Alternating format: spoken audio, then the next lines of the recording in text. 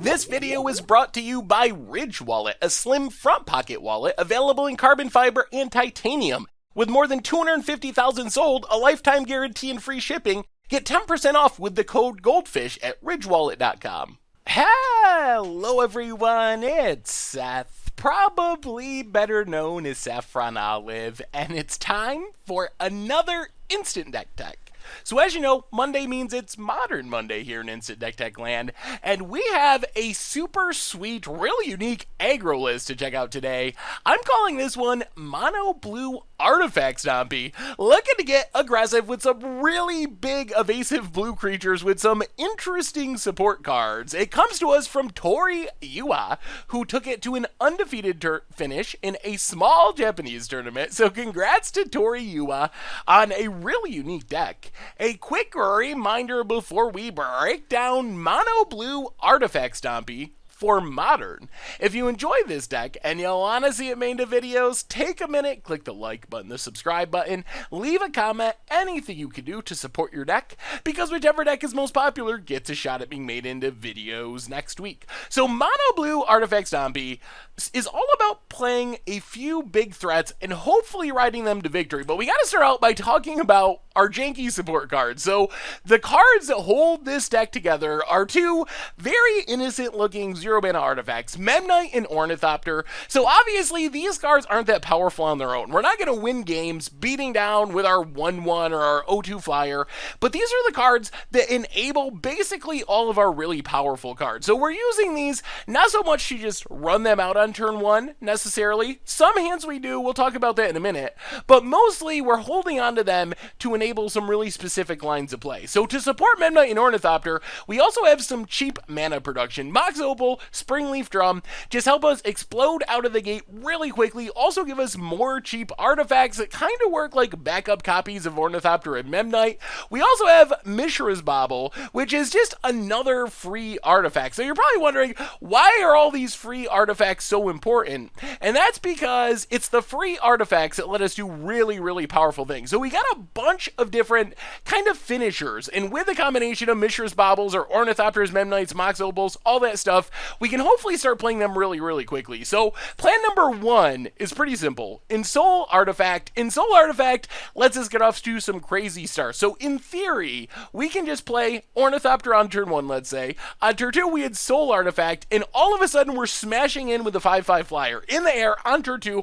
That's a really fast clock for our opponent to deal with. Also works with a Mishra's Bauble or a Mox Opal or a Memnite. So we have all these cheap artifacts. So if we just happen to have Ensoul Artifact on our hand, we can run it out there on turn 2, start beating down. We also have some other plans, including Illusory Angel and Zahid, Djinn of the Lamb. So Illusory Angel is one of the cards that makes us want to hold on to our 0-mana artifacts because it's very powerful. For 3 mana, you get a 4/4 flyer. It's dodging lightning bolts and lightning helixes and even fatal push without revolt. So it's surprisingly resilient, but to cast it, you gotta cast another spell in the same turn. So that's why we have all these 0-mana artifacts. We just hold on to our Ornithopter or Memnite or whatever. On turn 3, or maybe even turn 2, if we have our Mox Opal stuff going, we just cast one of our 0-mana artifacts, cast Illusory Angel, start beating down with this massive flyer, and then backing up Illusory Angel, we got Zahid, Djinn of the Lamp, which is a little bit expensive unless you can tap an artifact when you cast it, but since we have all these Ornithopters and Memnites and stuff,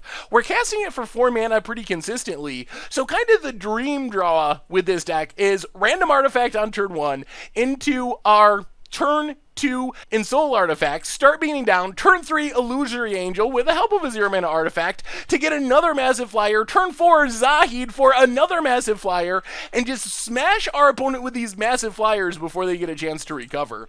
We also have Salvage Titan, which is a little weird. We cannot actually cast it for its mana cost. We got no black mana in the deck. However, it has an alternate casting cost where we can sacrifice 3 artifacts to cast it. So this gives us the opportunity to, on turn turn 1, do something like Ornithopter, Ornithopter, Memnite, sack all of them to Salvage Titan, and just have a 6-4 on the battlefield on turn 1. Also can come back from our graveyard by exiling artifacts from our graveyard, so we get it back to our hand, sack some more artifacts, do it again. So just another massive threat that can come down really early in the game thanks to all of our cheap artifacts. We also have cranial plating. We have a bunch of random artifacts, stick it on our Zahid or Illusory Angel or even an Ornithopter or Memnite, and turn it into a really big threat to start beating down. Again, we don't have real black mana. We can use like our Mox Opals and our other artifact mana sources to equip it at instant speed, but we're mostly just putting on our threat, making it even bigger. Our threats already have flying, so hoping that just 1 or 2 hits will close out the game. For protection, we have Stubborn Denial, Illusory Angel, Salvage Titan, Zahid, anything with cranial plating, all going to be 4 more power, so it turns into just a hard counter very quickly for non-creature spells. So if our opponent's going to try to abrade us, or Ancient Grudge us, or Lightning Bolt us, or whatever they're trying to do to disrupt our creatures, Stubborn Denial should have it covered for just a single mana. In the mana base, we have a bunch of islands, 4 Darksteel Citadels, just ups our artifact count. Also pretty sweet if we get an Ensoul artifact on it since it's indestructible. In the sideboard, Antiquity's War gives us another finisher for grindy matchups. If we're worried about lots of removal and our stuff getting destroyed, generates card advantage, eventually hits that lore counter, lets us turn all of our stuff into 5/5s and 5/5 Memnites and Ornithopters and Mox Opals. Pretty good way to close out the game in 1 turn. Otherwise, bunch of random removal, Ratchet Bombs for tokens, Echoing Truth kind of hits anything, Pithing Needle for Planeswalkers and the like, some more counter spells in Disdainful Stroke and Ceremonious Rejection, Grafdigger's Cage, Relic of Progenitus for Graveyard Hate, and then Hurkyl's Recall, pretty sweet. We can use it against Affinity or other decks with artifacts, Lantern Control, Bounce and Ensnaring Bridge, for example. We can also use it to save our stuff. If our opponent has a Vandal Blast or a Shatterstorm or some other mass artifact destruction, we can just pick up all of our artifacts, and then we can always recast them if we need to. And that is Mono Blue Artifact Stompy for Modern, and that's better as a deck for today. So thank you so much for watching. I hope you enjoyed the video, and I will talk to you soon. Thanks for watching the video. If you enjoyed it, help us out by clicking that like button down below. And to keep up on all the latest and greatest, click that subscribe button. And don't forget to hit that bell icon to get alerts whenever we have new videos. And if you want to, check out some of our other sweet videos here and here.